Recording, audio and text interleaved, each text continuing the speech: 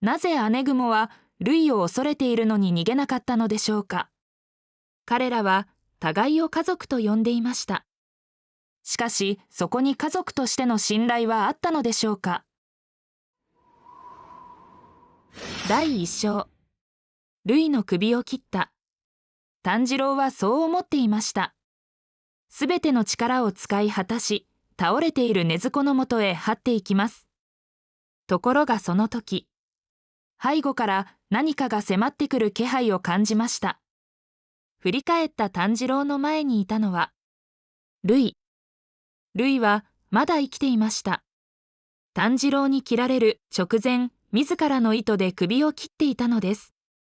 しかもルイは完全に怒りをあらわにしていました。血気術、あやめかご。無数の糸がかごのように炭治郎を取り囲み、逃げ場を奪っていきます。焦るな。息を乱すな。落ち着け。落ち着け。その瞬間、一人の男の柱が炭治郎を救いました。俺が来るまでよくこらえた。あとは任せろ。その声と後ろ姿を見て炭治郎は気づきます。富岡義勇。かつて炭治郎を鱗滝左近次のもとへ導いた剣士でした。ルイは自らの血を混ぜた糸を紡ぎ出した技で義勇へ放ちます。血気術、国士輪天。しかし義勇は静かに刀を構えます。全集中、水の呼吸11の型。なぎ。次の瞬間、義勇の間合いに入った糸はすべて無力化されていきました。そしてすれ違いざまの人たち。ルイの首が切り落とされます。炭治郎と禰豆子が命を懸けて立ち向かった十二鬼月。そのルイを前にしても、柱、富岡義勇の強さは圧倒的でした。第2章。その頃、森の中を走る姉雲は焦っていました。しくじった。しくじった。これまで自分だけはしくじったことがなかった。だからこそ、ルイに何をされるのか分かっていたのです。彼女は、初めからルイの家族だったわけではありません。もともとは鬼殺隊に追われていた弱い鬼でした。追い詰められた彼女に、ルイは自分の言うことを聞けば助けてやると持ちかけます。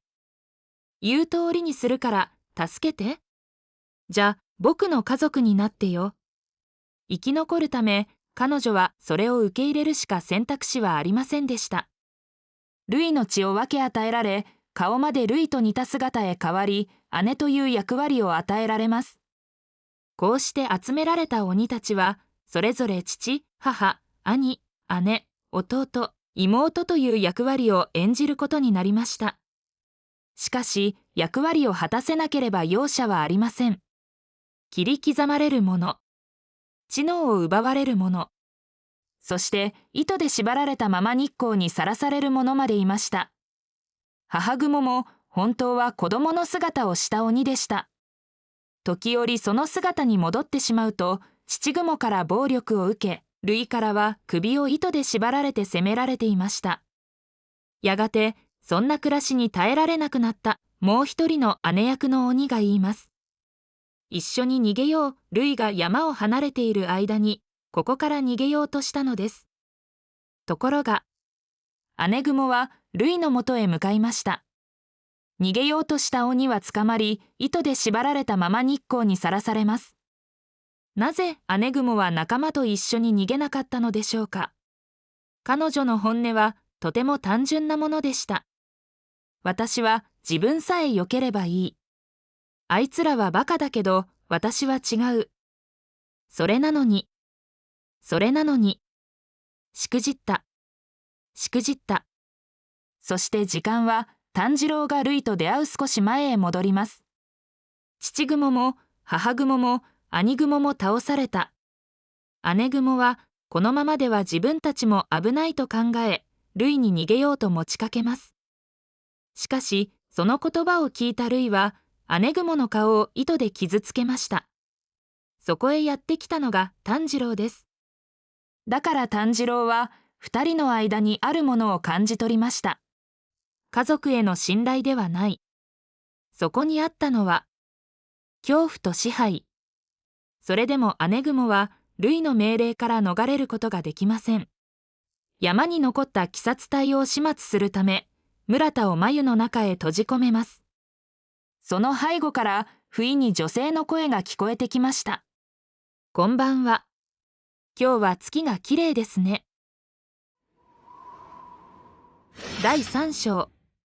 その女性は鬼殺隊本部から派遣された柱でした。姉雲はすぐさま糸で攻撃します。しかし、女性の柱は蝶のように軽やかに飛び跳ねながら糸をかわし、そのまま姉雲を蹴って抑え込みます。私と仲良くするつもりはないですね。微笑みながらそう話す女性の柱を前に、姉雲は身をすくませます。そして必死に訴えました。逆らえば、体に巻きつけられた糸でバラバラにされてしまう。すると女性の柱は助けてあげます。仲良くしましょうと答えます。助けてもらえると思った姉雲。しかし、女性の柱は続けて尋ねます。かわいいお嬢さん。あなたは何人殺しましたか？姉雲は5人と答えます。ところが、その嘘はすぐに見抜かれました。80人は食っていますよね。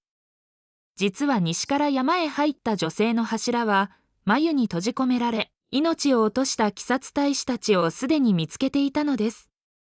女性の柱は、怒っているのではなく、正確な人数を確認しているだけだと言います。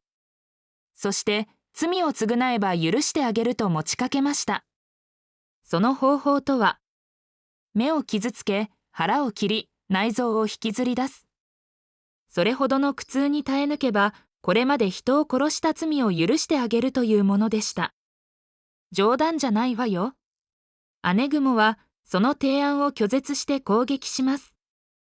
攻撃をかわした女性の柱は、仲良くするのは無理なようですね、と飛び上がります。虫の呼吸、蝶の舞。戯れ。姉雲の体を刀で突きました。ところが、首は切られていません。姉雲は自分はまだ死なないと思います。しかし次の瞬間、全身を激しい苦痛が襲いました。首が切れていないからって安心したらいけませんよ。私のように毒を使う剣士もいますからね。ここで女性の柱は初めて自分の名を明かします。私は鬼殺隊虫柱、胡蝶忍。柱の中で唯一鬼の首を切ることができない剣士。その代わりに鬼を殺せる毒を作り出した少し変わった柱でした。ところが自己紹介が終わった頃には姉雲はすでに息絶えていました。ああ、失礼しました。死んでるからもう聞こえませんね。うっかりです。そして繭に閉じ込められていた村田も助け出されました。命は無事でしたが、繭の中で大服はドロドロに溶けてしまい、村田は全裸。しかも、その姿を忍に見られてしまい、恥ずかしさのあまり、そのまま森の中へ逃げていきました。第4章。富岡義勇に首を切られたルイ。それでもルイは、炭治郎と禰豆子を殺そうとします。しかし、その時、ルイの脳裏によぎったのは母雲の問いでした。ルイは何がしたいの？あの時のルイには答えることができませんでした。なぜ自分はこれほど家族にこだわるのか。ルイ自身にもわからなかったのです。ルイの目の前には妹を守るように覆いかぶさって倒れた炭治郎の姿。本物の家族の絆に触れることができれば何かを思い出せるかもしれない。自分が本当に欲しかったものがわかるかもしれない。その答えを探すようにルイの意識は失われていた記憶へと向かっていきます。このチャンネルはテレビアニメ「鬼滅の刃」から違和感と発見を掘り下げる動画を配信しています。毎週日曜10時に更新していますので、よろしかったら高評価とコメント、チャンネル登録をして、通知のベルマークを押して次回の動画をお待ちください。最後までご視聴ありがとうございました。